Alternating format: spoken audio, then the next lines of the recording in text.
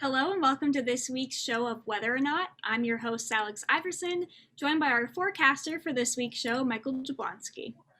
And I have to say, I was amazed by the barrage of snow that fell in some areas this past Monday and Tuesday. I know there are all sorts of different reports from Pennsylvania, but for me personally, the cars all around my neighborhood were just buried. But the upcoming forecast should provide some relief from the activity, though. I'm glad to hear that. I can relate. I spent almost an hour clearing my car out of the parking lot. So after all that snow that we saw to start out this week, I am very ready for the days to get longer and warmer. And to start this week's show, I will be doing a Nature in the News story on how warmer winters are affecting ski resorts, and also about the unique phenomenon known as volcanic lightning. How about you, Salix? I'll be doing a story on how accurate Punxsutawney Phil really is and the lasting effects on our environment from the COVID-19 pandemic. We also have a feature on the future of snow days from our own Joe Ruch. But first, here is Nature in the News.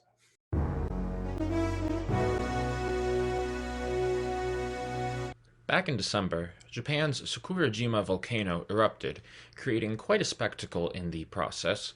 Those who were able to witness the event firsthand got to see one of the more uncommon weather phenomena in the world, volcanic lightning. This event is exactly what it sounds like, lightning which is caused by volcanic activity. How does it work? Well, scientists have yet to completely understand the process, but recent studies have provided some insight. As magma rises through a volcano, molten rock is shattered, creating tiny charged particles. These particles bump into one another as they are released through plumes of ash that are spewed by the volcano. As a result, the particles create an electric field from which lightning can form. What really drives this process, though, is when the ash plumes rise so high that any water within the plumes freeze into ice and hail. The collision of such frozen droplets act as a catalyst, drastically increasing lightning activity. There are currently no active volcanoes in North America, but for those who get the chance, volcanic lightning is a majestic example of the power that nature wields. Since 1887, Punxsutawney Phil has been giving his forecast for the arrival of spring. This past Tuesday marked 2021's Groundhog Day, with Phil predicting 6 more weeks of winter. Phil's forecast track record isn't perfect. If we look across the entire record of Punxsutawney Phil's forecast, he has been correct about 40% of the time on the arrival of spring for the entire country. According to NOAA's National Center for Environmental Information, Phil has gotten his forecast right 50% of the time over the last decade. Last year, Phil did not see his shadow, which means that he predicted a short winter and therefore an early spring. This ended up playing out when the contiguous United States saw above average temperatures in February and March of 2020. In more recent years, Phil has predicted an early spring more than a longer winter, which seems to coincide with climate change trends of earlier springs. We'll just have to wait and see how his forecast of a longer winter plays out in the coming months. Over the past few decades, people around the world have taken notice to the gradual change in Earth's climate and the effect that this has had on various aspects of our society. One such aspect which has felt the impact of Mother Nature has been the skiing industry, an industry which has found itself struggling lately. Warmer nights and less snowfall year from year have forced many mountain resorts to look into alternative options of maintaining their establishments, such as the use of artificial snow. Despite such efforts, resorts are having to put more money into maintaining shorter seasons. Studies have found that all throughout the US, ski season has decreased by as much as 2 weeks in the past 30 years. This has had a notable impact for many areas along the Rocky Mountains, where winter tourism factors in greatly towards the economy.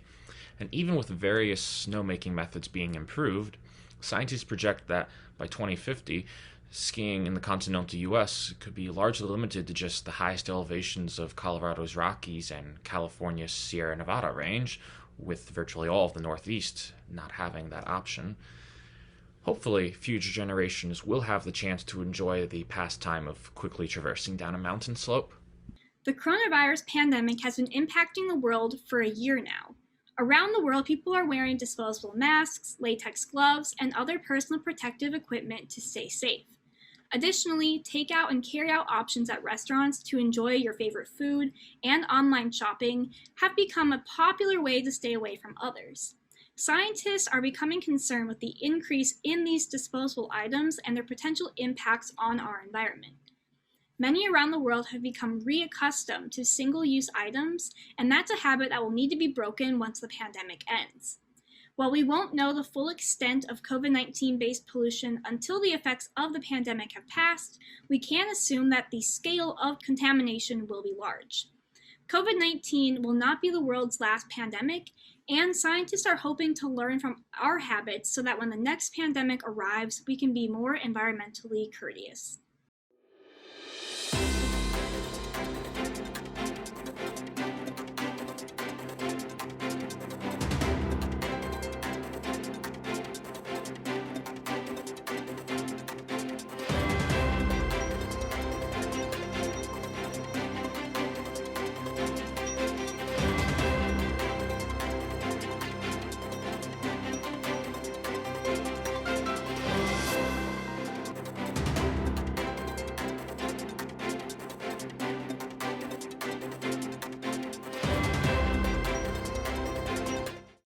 Hello, I am student meteorologist Michael Jablonski, here to bring you the Central PA forecast.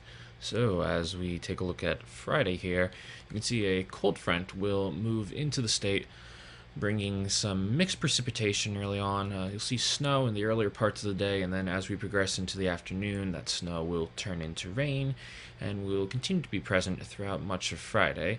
Temperatures will drop into Friday night, bringing some especially chilly conditions, but then as we go into Saturday, you can expect to see relatively clear, calm conditions all across the state as the storm system exits out. However, another system will approach on Sunday, bringing some light snow showers and flurries, mainly to the northwest areas near Lake Erie. The rest of the state should be relatively quiet, save for some overcast clouds. So, looking at the specific conditions for each of the days, on Friday you can expect to see a high of 38 degrees with, again, some snow and rain throughout the day. Friday night can expect to see a low of 18 degrees and mostly cloudy skies. Again, very chilly conditions if you happen to be outside. Saturday will see a high of 30 degrees and mostly sunny skies, calm conditions throughout. And Sunday, you can also expect to see a high of 30 degrees with that chance of snow. That'll do it for the Central PA forecast. And now here is Joe Ruch with a feature on the future of snow days. As a kid growing up, was there any better feeling than hearing that phone ring at 6 a.m. as a snowstorm is impacting the region? Well, amid this pandemic, everything is shifting virtual, from work to educational events to even family gatherings. And this brings up the question, what about the future of snow days? Before the world shifted online, kids were able to enjoy snow days.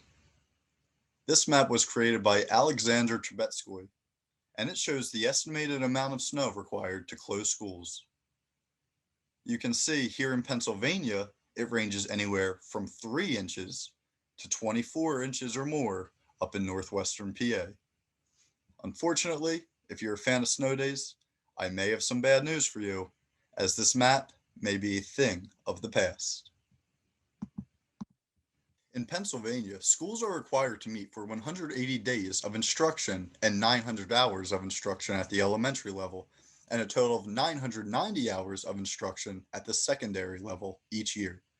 I was lucky enough to interview 2 school administrators, one whose district is still doing snow days and another whose district is using cyber days when bad weather strikes. So Mark Bertrando is of the Garnet Valley School District located in Delaware County, and his district is still using snow days. Our students, I believed, and our parents needed some semblance of normalcy in their lives. A snow day represented that. It also represented what I thought was a mental health break for everybody.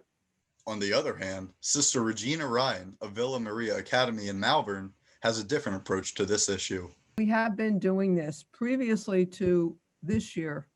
We have had what we called cyber days if we were going to have snow. And that was asynchronous, but the students knew they had to be on, they had to do whatever it was that the teacher assigned, and they had usually a drop dead hour that it had to be on. And the teachers were available now with all the virtual, it's the same thing. Sister Regina Ryan does not build snow days into her schedule. This would cause issue meeting the state requirements as well as students falling behind. This would cause a major headache with schedule changes. We have to make up the snow days. You know, we are required 990 hours, so they have to be made up. And I guess it started after a year where we had a lot of snow days and we had to keep chopping off their holidays and things like that. So we decided, listen, our technology is pretty good. Let's see if we can do this. As for the future of snow days, Mark Bertrando wants them to stick around. I love what snow days represent and what they provide for families and for everybody. And I think now with being able to offer our students education online, so for instance, we could perhaps take a couple snow days, but if we see that, oh my gosh, this winter is going to be a disaster, there's going to be snow all over the place, then after 3 or 5 days of that snow, we can say, hey, we don't want to go and break into your spring break. We don't want to end the school year a week later. So we're going to leverage our online learning to maximize instructional time so there won't be a snow day. So as for the future of snow days, there's no clear-cut answer as there are nearly unlimited factors impacting this question, with the common denominator from both districts saying we need to meet the required time given to us by the state. So interestingly enough, the school that still implements snow days said, if we use all of ours that are built into our schedule, we have no problem making a day go virtual where it would be a snow day. However, the district that doesn't have snow days and uses cyber days said, if a surprise storm comes, they're still going to call a snow day because teachers need preparation time.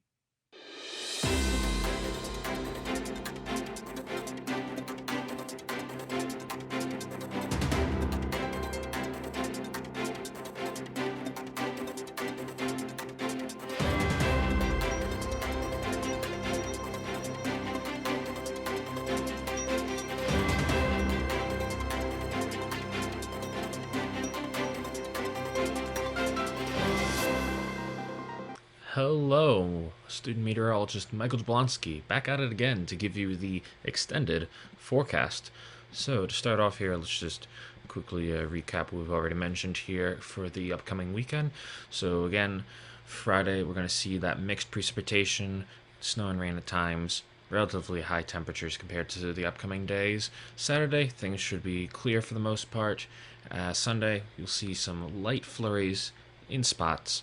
For the most part, it should be fine, but looking ahead at the upcoming week, for the most part, it's actually going to be relatively calm and cool. That is the storyline to take away from here. Small chance of flurries early on Monday, but beyond that, you'll see quite a few clouds on Tuesday and early Wednesday, but as we continue through the week, you'll see those clouds tapering off until by Friday it'll be practically spotless in the sky. Temperatures are going to be quite below average for this time of year. You'll see low 30s on Monday and Tuesday, but low 20s throughout the rest of the week, so definitely be sure to bundle up.